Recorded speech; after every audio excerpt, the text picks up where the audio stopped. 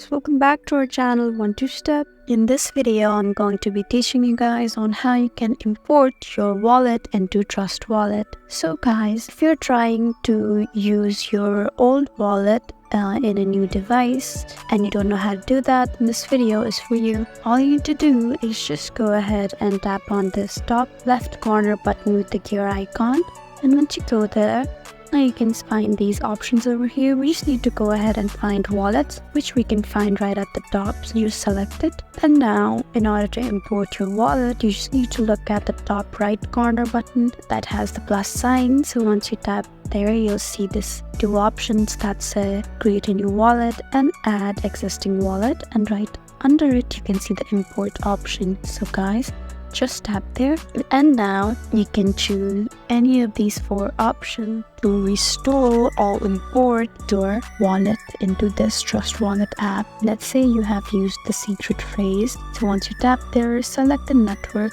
of the wallet, and now enter the secret phrase, and you can see this restore wallet option. And once you do that, you have successfully imported your wallet into the Trust Wallet. I hope this video was helpful for you. If you found this video helpful, please leave us a like and drop us a comment down below.